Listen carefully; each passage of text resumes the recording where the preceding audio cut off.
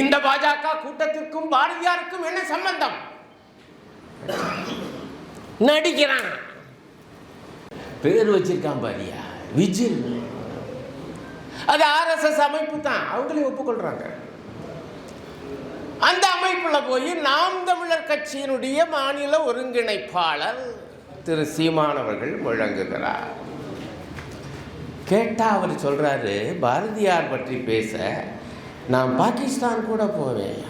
நீங்க பாகிஸ்தானுக்கு வேணாலும் போகலாம் பாரதி பற்றி பேச, ஆனால் RSSக்கு போனது மகா தப்பு, மகா பாவம். பாரதிக்கும் RSSக்கு என்ன சம்பந்தம்? பாரதியாரை பற்றி புகழ்ந்துதானே பேச போறேன்னா அப்ப மக்களுக்கு என்ன தோணும்? இவங்கெல்லாம் நாடகம் நடத்துறாங்க. எது? RSS விஜில், நாங்கள் பாரதியாரை போற்றோம்னு. அந்த நாடகத்தில் போய் நீங்க பங்கு கொண்டீங்கன்னா நீங்களும் வெறும் நாடகதாரி ஆவீங்க. அதனாலதான் நமக்கு வேதனை. இங்க ஒரு கேம்ப் நடக்குது, முகாம் நடக்குது, RSS முகாம்னு சொல்லி காந்தியை கூட்டிட்டு போயிட்டாங்க ஒரு தடவை. நண்பர்கள்ட்ட என்னமோ ரொம்ப ஒழுங்கு கட்டுப்பாடுலாம் சொல்றாங்க. ஆனால் ஜெர்மனியுடைய நாஜி கட்சி கூட இப்படித்தான் ஒழுங்காக இருந்துச்சுன்னு எனக்கு தெரியும், கட்டுப்பாடாக இருந்துச்சுன்னு. ஆனால் அந்த ஒழுக்கமும் கட்டுப்பாடு எதுக்கு அப்படின்னு கேட்டதாக பதிவு இருக்குது. ஆனால் RSS என்ன சொல்லுது தெரியுமா? எங்கள் முகாமுக்கு வந்த மகாத்மா காந்திஜி எங்களை பாராட்டினார், எங்கள் முகாமுக்கு அவரும் வந்தாரியான்ட்டான். யாரு? கோட் சேவையை கருத்தியல் ரீதியாக பிரசவித்த RSS. நம்ம சகோதரி வானதி சீனிவாசன் ஒரு இந்த பொங்கல் இதெல்லாம் கொடுக்குறாங்கல்ல, அதில் முஸ்லீம் பெண்மணி அந்த உடையோடு போய் வாங்குறாங்க. இந்த அம்மா சொல்லுது, முஸ்லீம்கள் என்றைக்காவது சூரியனை பகவானாக நினைத்து பொங்கல் கொண்டாடியது உண்டா? முதலமைச்சர் அவர்களே சமத்துவ பொங்கல் என்று இந்துக்களை ஏமாத்தாதீர்கள்ன்றுச்சு. நான் சொல்கிறேன், பொங்கலுக்கு நீங்கள் யார் டெஃபினிஷன் கொடுக்கறது? சூரியனை பகவானாக கொண்டாடாமல் வணங்காமலும் பொங்கலை கொண்டாடலாம். அதுதான்டா தமிழர் பொங்கல், அதனாலதான் தமிழர் திருநாள். அப்படின்னா பாருங்க, முஸ்லிம்கள் சூரியனை கும்பிடாம பொங்கல் வைக்கிறாங்க, நாத்திகர்கள் சூரியனை கும்பிடாம பொங்கல் வைக்கிறாங்க. அப்ப எல்லாருக்கும் பொங்கல் தொகுப்பு கொடுத்தா என்ன தப்பு? அனைவருக்கும் அன்பான வணக்கம். இந்திய ஜனநாயக வாலிபர் சங்கம் இந்த அருமையான முன்னெடுப்பை மதுரையிலே செய்திருக்கிறது. வாலிபர்கள் என்றால் அவர்களுக்கு இயல்பாகவே 2 கோரிக்கைகள் தான் எழும். ஒன்று இலவச கல்வி, மற்றொன்று லஞ்சமில்லாமல் வேலைவாய்ப்பு. இந்த 2ம் தான் இயல்பாக அவருடைய கோரிக்கைகள். இவை அடிப்படையான வாழ்வாதாரங்கள், அவைதான் அவர்களுடைய மிக முக்கியமான முழக்கங்களாக இருக்க முடியும். ஆனால் அதே நேரத்தில் இந்த 2 ஏன் நடக்கலை? இலவச கல்வி கிடைக்குதா? லஞ்சமில்லாமல் ஒரு உரிய நல்ல வேலையை வாலிபர்கள் இன்றைக்கு வாங்கிவிட முடியுமா? இந்தியா முழுக்க சொல்லுகிறேன், ஏன் முடியலை? அப்படி என்றால் ஏதோ அதற்குள்ளே ஒரு சித்தாந்தம் இருக்கிறது. இலவச கல்வி தராத, நியாயமான வேலை வாய்ப்பை வழங்காத ஒரு கருத்தியல் இருக்கிறது. ஆகவே வாலிபர்கள் நினைத்தாலும் நினைக்காவிட்டாலும், வேண்டினாலும் வேண்டாவிட்டாலும் கருத்தியல் உலகில் பயணித்துத்தான் ஆக வேண்டும். ஆகவேதான் எனக்கு மிகுந்த ஆனந்தம், நம்முடைய இளம் தோழர்கள் ஒருபுறம் விடாது வேலை வாய்ப்புக்காக குரல் கொடுக்கிறார்கள். அனைவருக்கும் பொதுவான நியாயமான இலவச கல்வி வேண்டும் என்று முழங்குகிறார்கள். அதே நேரத்திலே இத்தகைய விவாத மேடைகளையும் நடத்துகிறார்கள். இதுதான் ஜனநாயக வாலிபர் சங்கம். இப்படிதான் இருக்கணும். அதற்காக என்னுடைய மனமார்ந்த பாராட்டுதல். என்றும் பெரியார், எப்போதும் பாரதியார். இதையும் நினைவுபடுத்தணுமா? நான்லாம் உண்மையிலேயே நினச்சி பார்த்ததில்லை. இதையெல்லாம் நினைவுபடுத்துகிற ஒரு காலம் கூட, அதுவும் தமிழ்நாட்டிலே, அதுவும் தமிழ்நாடு முற்போக்கு எழுத்தாளர் கலைஞர் சங்கத்துடைய மாநில தலைவருடைய அன்புமிக்க தோழர் பதுக்கூர் ராமலிங்கம் இங்கே இருக்கிறார். இந்த மண்ணிலே தான் அது உதயமானது 1975ஆம் ஆண்டு. அப்பொழுது நாங்கள் இந்த மாதிரி எல்லாம் பாரதியாரை சிலர் தரம் தாழ்த்து மதிப்பீடு செய்வார்கள். அதற்கெல்லாம் பெரிய வரிஞ்சு கட்டிக்கிட்டு பதில் சொல்ல வேண்டிய நிலை வரும் நான் நினைக்கல. அதே போல பெரியாரை இவ்வளவு மோசமாக, கொச்சையாக, தரக்குறைவாக பேசுகிற ஒருவர் கிளம்புவார், அது ஒரு அரசியல் கட்சி ஆரம்பிச்சு என்று உண்மையிலே நாங்கள் நினைக்கல. ஏதோ கொஞ்சம் பின்னோக்கி போகுதோ தமிழ்நாடு. மெய்யான கவலை என்னை போன்ற வயசாளிகளுக்கு. ஆகவேதான் இத்தகைய மேடையை நாம் அமைத்து காட்ட வேண்டி இருக்கு. இதெல்லாம் வேணாம், நடக்கட்டும்னு ஒதுக்கி போனால் பிறகு மோசமான சக்திகள் தான் இன்னும் வேகமாக வளரும். பாருங்க, நம்முடைய சீமான், ஒரு வகையில் சீமானுக்கு நான் ரொம்ப கடன் பட்டிருக்கேன். உங்களுக்கு தெரியுமா? 13 ஆண்டுகளாக நான் டிவி விவாதத்தில் கலந்துக்கிட்டு இருக்கேன். எத்தனையோ நூல்கள் எழுதிட்டேன். ஆனால் பொது மனிதர்கள் என்னைய பார்த்த உடனே இந்த சீமானை நோக்கி அந்த போட்டியிலே அது மறக்கவே முடியாதுங்க. நானே பார்க்கல. அவர் சொன்னார், எத்தனை லட்சம் பேர் பார்த்துருக்காங்கன்னு உங்களுக்கு தெரியுமான்னு என்னையே கேட்குறாரு. இருக்கட்டும், ஏதோ ஒரு வகையில் நான் அவருக்கு கடன்பட்டு இருக்கிறேன். ஆனாலும் நான் ரொம்ப வேதனைப்பட்டது, அவர் சமீபத்தில் பாரதியாரை பற்றி, வந்தே மாதரம் பாடலை பற்றி பேசப்போன இடம். விஜில், உண்மையில் நம்ம ரொம்ப விஜிலன்ஸாக இருக்க வேண்டியிருக்கு. பேர் வச்சிருக்கான் பாரியா, விஜில். அது RSS அமைப்பு தான், அவங்களே ஒப்புக்கொள்றாங்க. அந்த அமைப்பில் போய் நாம் தமிழர் கட்சியினுடைய மாநில ஒருங்கிணைப்பாளர் திரு சீமான் அவர்கள் முழங்குகிறார். கேட்டால் அவர் சொல்கிறாரு, பாரதியார் பற்றி பேச நான் பாகிஸ்தான் கூட போவேன். பாரதியார் பற்றி பேச நீங்கள் பாகிஸ்தான் கூட போகலாங்கிறேன் நான். அங்கே ஏகாதிபத்திய எதிர்ப்பாளர்கள் உங்களை அழைத்தால், அங்கே மத நல்லிணக்கவாதிகள் இருந்து உங்களை அழைத்தால் பாரதியார் பற்றி பேச பாகிஸ்தானுக்கும் போகலாம். ஆனால் RSS மேடைக்கு போகக்கூடாது. ஏன் அப்படி சொல்றேன்? ஏனென்றால் RSS பாரதியாருடைய அந்த 2 அதிமுக்கியமான கோட்பாடுகள், ஏகாதிபத்திய எதிர்ப்பு மற்றும் மத நல்லிணக்கம், இன்னும் நிறைய இருக்கு. இந்த 2 நான் அடிப்படையாக சொல்றேன். பாகிஸ்தான் சொன்னதுனால சொல்றேன்.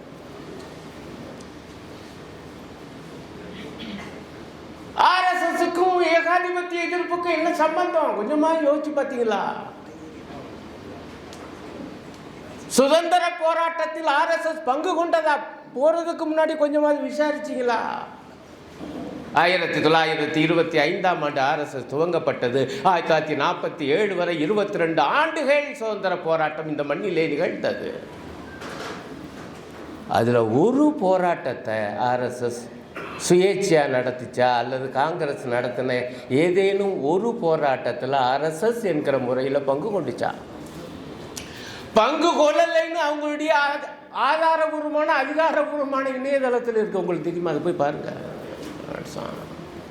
அதனால தான் சொல்கிறேன், நீங்கள் பாகிஸ்தானுக்கு வேணாலும் போகலாம் பாரதி பற்றி பேச.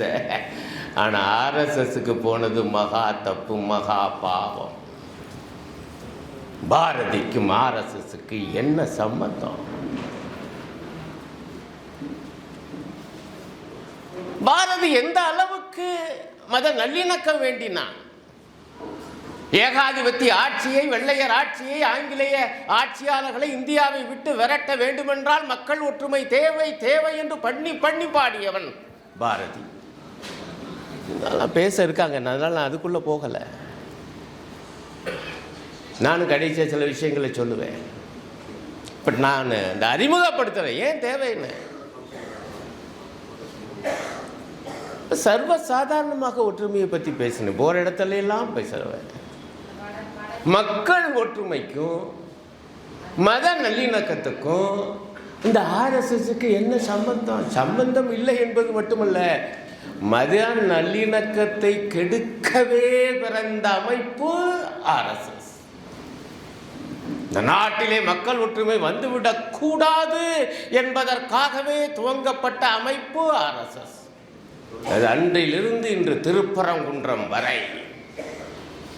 நமக்கு தெரியுதா இல்லையா? அந்த அமைப்பு மேடையில் போய் பேசினா என்ன ஆகும்? அவங்க நாங்களும் பாரதியாரை புகழ்றோம், பாரதியாருடைய அடிப்படை கோட்பாடுகளுக்கெல்லாம் துரோகம் பண்ணிவிட்டு பாரதியாரை பற்றி புகழ்ந்து தானே பேச போறேன்னா அப்போ மக்களுக்கு என்ன தோணும்? இவங்கெல்லாம் நாடகம் நடத்துகிறாங்க.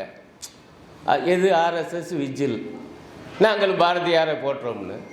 அந்த நாடகத்தில் போய் நீங்கள் பங்கு கொண்டீங்கன்னா நீங்களும் வெறும் நாடகதாரி ஆவீங்க, அல்ல அந்த நாடகத்துக்கு கைதட்டுகிற வெறும் பார்வையாளர் ஆவார் சீமா. அதனால தான் நமக்கு வேதனை. எங்கே வேண்டுமானாலும் போகலாம், நான் என்ன பேசுகிறேன் என்று கவனி. கேட்கறதுக்கு நல்லா இருக்கும். இப்போ பாருங்க, எங்கே வேணாலும் போகலாம்னா ஆர்எஸ்எஸ் மேடையில் போய் பாரதியாரை புகழ்ந்து பேசினா அது ஆர்எஸ்எஸ்க்கு வசதி.